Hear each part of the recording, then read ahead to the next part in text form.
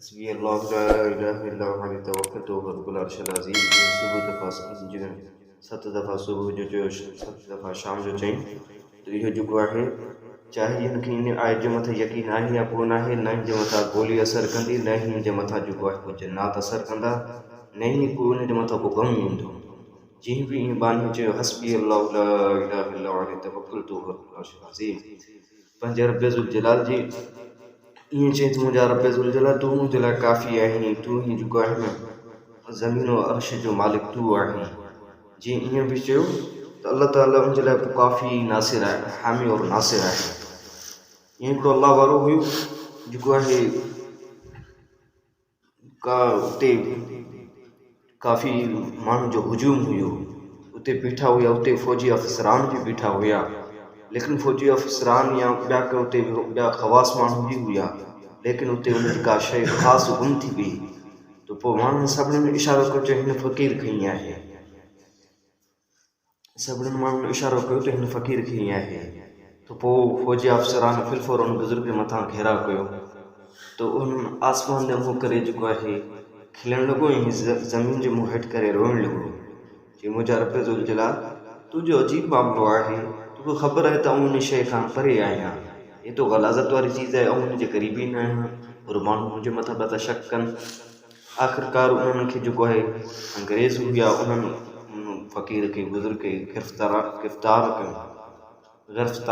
गिरफ़्तारीअ खां बाद में पोइ उनखे जेको आहे जेल यानी कि उते खणी विया गाॾियुनि ते तो बुज़ुर्ग खे हिकिड़े अहिड़े कमरे में वारियो चोफिर जेको आहे हथनि में हथ करणियूं ताकी पेरनि में ॿेड़ियूं जेको आहे जंजीरूं हुयूं उनखे ऐं ॿाहिरियां बि माण्हू बीहारे छॾियो त मतां हीअ जेको आहे जंजीरनि खे तोड़ाए वञे पर अल्लाह जंहिं आयत हिन आयत जे मथां यकीन आहे हस्बी अल्लाह ला इलाहा इल्ला हु अलैहि तवक्कलतु वहुव रब्बुल अर्शिल अज़ीम पोइ छा उनखे गोली असर कंदी या छा उनखे बम असर कंदो या छा उनखे जेको आहे जंजीरूं असर कंदियूं ते त अल्लाह वारो हिकिड़ो फरमाईंदो न चए ए दुनिया वारो तव्हां मूंखे पूरी दुनिया जी जंजीर लॻायो ऐं तोड़े तव्हांखे ॾेखारे छॾींदुसि लेकिन जेकॾहिं तव्हां अल्लाह रब ज़ुल जलाल जी जंजीर लॻाईंदी त उन में आउं ख़ुदि पाण फसण थो चाहियां उहो हुयो हज़रत मौलाना रूम रहमहुल्लाह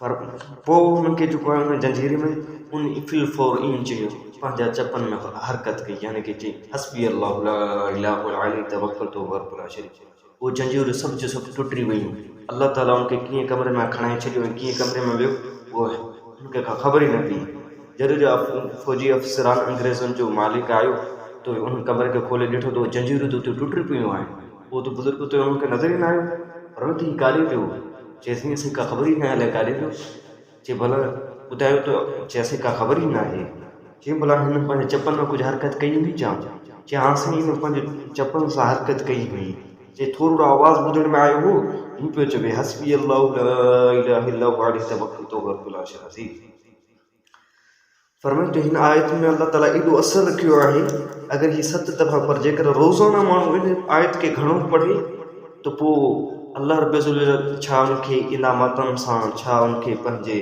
नेमतुनि सां नवाज़ींदो पर पाण खे इन आयत जे मथां यकीन हुजे या न हुजे पर जेकर माण्हू सुबुह शाम जेके पढ़े थो जोरे जोरे जहान हू रब साराह जेको असीं तव्हांजो रब आहे पर छो न हिन आयत खे माण्हू पढ़ण वारो हर गम खां हर दुख खां दूर रहंदो आहे त हिकिड़ो शख़्स हुयो जेको हिन आयत खे रोज़ाना 30 तादाद में पढ़ंदो हुयो सरकार आए उनके घर में खूब बहार हो गई उनके घर में पोइ हुज़ूर सल्लल्लाहु अलैहि वसल्लम जेको आहे उन शख़्स खे जेको ख़्वाब में आया फरमायूं त होरते कर तूं पंहिंजो मुंहुं जेको आहे ऐं हुज़ूर सल्लल्लाहु अलैहि वसल्लम तुंहिंजे हिन ज़बान खे जेको चूसिया छो त इन नथां तूं मुंहिंजे रब ज़ुल जलाल जी तारीफ़ बयानु कंदो आहीं छासी मक़ाम और इनामात हिन आयत जे करे हुनखे मिलियो उन शख़्स खे जो हुज़ूर सल्लल्लाहु अलैहि वसल्लम अची करे पंहिंजो मुंहुं मुबारक उनजे मुंहुं मुबारक सां अची करे मिलायो पोइ उन जे मुंहुं मुबारक में एॾी ख़ुशबू रहंदी जंहिंजो को अंदाज़ ई न आहे इहो छाजे करे तो फेल मिलियो इन क़ुरान जी आयत जे करे पोइ अगरि जेको पंहिंजो वाहिदुल क़हार ते यकीन रखंदो त पोइ दुनिया वारा हुन जे ज़ालिम छा बिगाड़े सघनि था तंहिंजे करे पंहिंजो तालुक़ु अलाह सां क़ाइमु कयूं। पोइ फरमाईंदा हुआ बुज़ुर्ग तव्हांखे असां लिखी था ॾियूं तव्हांखे कुझु बि न थींदो। साईं कासिम मशहूरनि वारा फरमाईंदा हुआ त असीं तव्हांखे लिखी था ॾियूं, असां तव्हांजा जेको आहे कुझु तव्हांजो कुझु बि न थींदो। कुझु के वॾा अलाह वारा थी गुज़रिया आहिनि। फरमाइनि त हिन आयत ते जो सुबुह शाम माण्हू पढ़े त पोइ अलाह ताला उनजे लाइ जेको आहे काफ़ी आहे और हामी और नासिर आहे।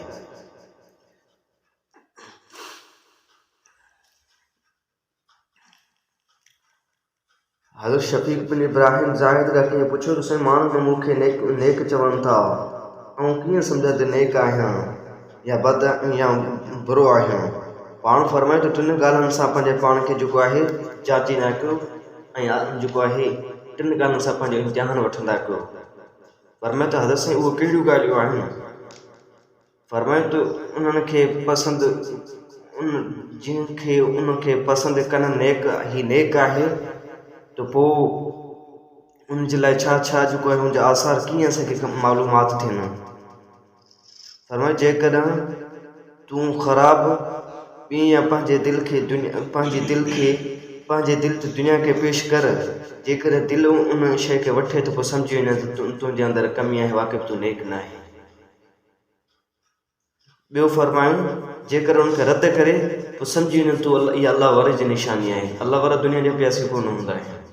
जे हज़रत जुनैद बगदादी रहमतुल्लाह अलैह जेको आहे दरिया जे पासे सां जेको आहे रहंदा हुआ। पोइ हुनजो खाधो छा हुयो? खुंभ हुननि जो खाधो हुयो। खुंभ हुननि मुरीदीन फ़क़ीरनि जो बि खाधो हुयो। हिकिड़ो बादशाह आयो या बादशाह जो वज़ीर आयो, उन वटि काफ़ी दिरहम दीनार खणी आयो। तो जेको आहे बुज़ुर्ग जेको आहे पाण ज़िक्र में हुया या मुराक़बे में हुया। फ़क़ीरनि खे चवनि तो तव्हां हिनखे छा आहे? चई बादशाह जे तरफ़ां अशरफ़ खणी आयो आहे। फरमायूं त हिनखे चयो त पंहिंजो अशरफ वापसि खणी न, असांखे अशरफनि जी ज़रूरत कोन आहे। जंहिंखे सईद ताइफ़ा जो लक़ब मिलियल आहे हज़रत जुनैद बगदादी रहमतुल्लाह खे। जो फरमायूं साईं हे वठी खणी आयो आहे, मतां रखी छॾियूं की हिनखे वक़्तु ज़रूरत हुजे। चए भई अगरि तव्हांखे खाधे जी ज़रूरत आहे त खाधो त अलाह ताला असांखे तव्हां जेको आहे बग़ैर महिनत मुशक़त सां खाराए थो, पर तव्हां अशरफ रखी करे छा कंदो? चवंदासीं पोइ बि रखणु घुरजनि। चए और तेरे मूंखे ॾियो। हुन बुज़ुर्ग वठी करे पंहिंजे हथ में रखी करे ज़ोर ॾिनो त हुन मां खून टिमण लॻो। पर मां हीअ ग़रीबनि यतीमनि लाचारनि बेवाहनि मिस्किननि जो जेको आहे उनजो हक़ु आहे। हीअ जेकर असां रखी करे रखंदासीं पंहिंजे मथां इस्तेमालु कंदासीं पोइ दिलि तो मुर्तद थींदी। पोइ छा तव्हांखे अलाह जे ज़िक्र में लुत्फ़ थींदो? छा अलाह जे ज़िक्र में तव्हांखे जेको लज़त हासिलु थींदी? तंहिंजे करे इन शइ खां पंहिंजे पाण खे दूरि रखो। पर हू त अलाह वारा हुया, इन शइ खे सम्झनि पिया। पर में तो अलाह वारा जेको आहे दुनिया सां हुनजो तालुक़ु न हूंदो। हा उहो ईअं आहे, दुनिया हुन वटि हूंदी आहे पर दिलि में न हूंदी आहे। दुनिया हुन वटि हूंदी आहे, दिलि में न हूंदी आहे। इहो ईअं आहे। इन्हनि जो मिसाल अलाह वारनि जो जे पाणी जे मथां का ॿेड़ी हले थी, अगरि हुन ॿेड़ी जे अंदरि जेको आहे पाणी अची वियो त पोइ ॿेड़ी उहा यानी कि डुबिजी वेंदी, पाणी में अंदरि गर्क थी वेंदी। पर जेकर पाणी जे मथां ॿेड़ी हले थी त उहा मंज़िल राह मक़सूद तक पहुचंदी।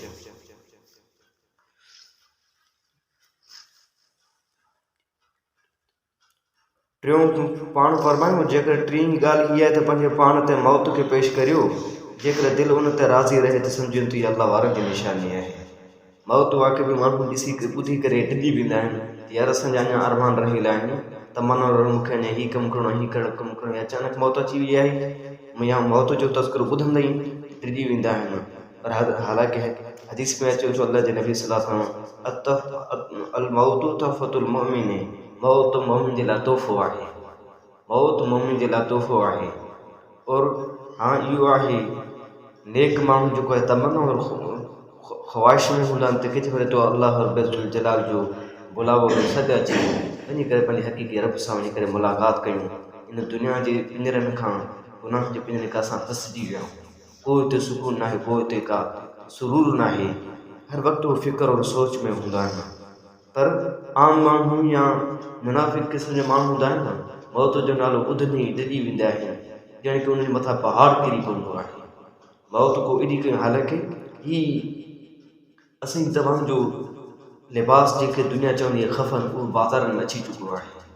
और पाण खे रोज़ाना जेको आहे सॾ बि थींदा आहिनि जेको आहे क़बर जे तरफ़ां, पर पाण उन तरफ़ हुनखे जे गौर और ध्यानु तवजो न कंदा आहियूं। पर जेकर इहो आवाज़ पाण खे ॿुधाए वञे न जेको रोज़ाना क़बर सॾ कंदी आहे, ए आदम जो औलाद, पंहिंजे लाइ जेको आहे कुझु साण खणी अचे ऐं उदाई जो घरु आहियां, ऐं जेको आहे सांकुनि वारे बिछुनि जो घरु आहियां, पंहिंजे लाइ अमाल जी बथी खणी अचे जेका जेको हिते तुंहिंजे लाइ रोशनी थींदी। तूं ज़मीन जे मथां ख़ुशी करी थो, मुंहिंजे अंदरि ईंदो रोअण ॾे। जेको आहे तूं ज़मीन जे मथां खाई पी थो, मुंहिंजे अंदरि ईंदो तोखे अशरातुल अर्ज़ और जेको आहे सांप विछू खाईंदा। तंहिंजे करे भई उनजे लाइ पाण फ़िक्र कयूं जेको आहे को बि ज़िंदगी जे भरोसो न आहे। कई अहिड़ा चङा भला साथी जेको आहे सही हुई अचानक जेको आहे किरी पिया क़ब्रिस्तान जी तरफ़